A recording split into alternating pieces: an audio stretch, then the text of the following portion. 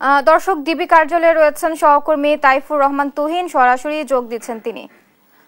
তুহিন, মমতাজ কখন নাগাদ আদালতে তোলা হতে পারে আমাদের জানাবেন।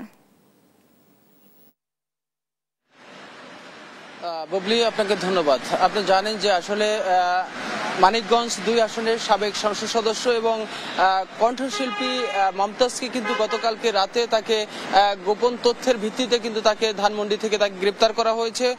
তার বিরুদ্ধে বেশ কয়েকটি অভিযোগ কথা স্বীকার করেছে পুলিশ, যেটি বলছেন যে ছাত্র হত্যা মামলায় তার আসামি করা হয়েছে। এর আগেও বেশ কয়েকটি মামলা তার বিরুদ্ধে রয়েছে। সেই মামলাগুলোর প্রেক্ষিতে কিন্তু তাকে গতকালকে ধানমন্ডি থেকে তার যেখানে সে শেখ হাসিনার পতনের পরে কিন্তু সে সেই বাসাতে আত্মগোপনে ছিল, তারপরে সেখান থেকে কিন্তু গতকালকে রাতে তাকে গ্রেপ্তার করা হয়েছে। গ্রেপ্তার করে কিন্তু ডিবি কার্যালয়ে তাকে নিয়ে আসা হয়েছে। আমরা যেটি জেনেছি যে আসলে তাকে এখানে প্রাথমিক জিজ্ঞাসাবাদগুলো সেরে তারপরে কিন্তু তাকে আদালতে তোলা হবে এবং সেখানে ব্যাপক জিজ্ঞাসাবাদের জন্য কিন্তু তাকে রিমান্ডের আবেদন করবেন পুলিশ, এমন কিন্তু তথ্য আমরা পেয়েছি। তবে কখন নাগাদ তাকে নিয়ে যাওয়া হবে সেই বিষয়টি কিন্তু এখনো পুলিশের পক্ষ থেকে নিশ্চিত করা হয়নি।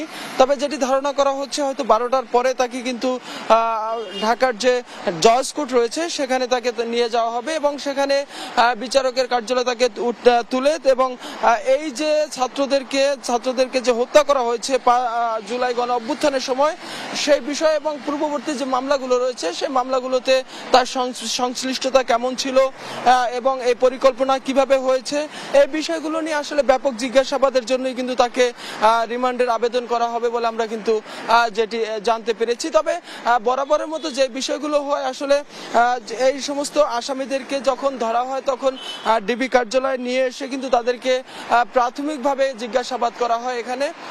সেই কার্যক্রম হয়তো এখন চলছে, কারণ গতকালকে কিন্তু পৌনে 12টার সময় কিন্তু তাকে গ্রেপ্তার করা হয়েছিল।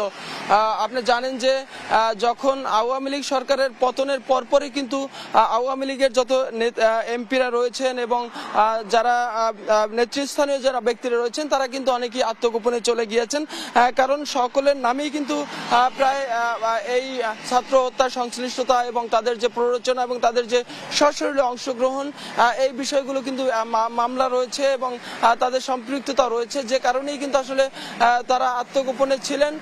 মমতাজ কিন্তু ঠিক একইভাবে কিন্তু তার এলাকায় ছেড়ে কিন্তু তিনি ঢাকায় যেটি ধানমন্ডিতে স্টার কাবাবের পিছনের একটি বাসায় সে কিন্তু এই দীর্ঘদিন ধরে কিন্তু সেখানে আত্মগোপনে ছিল।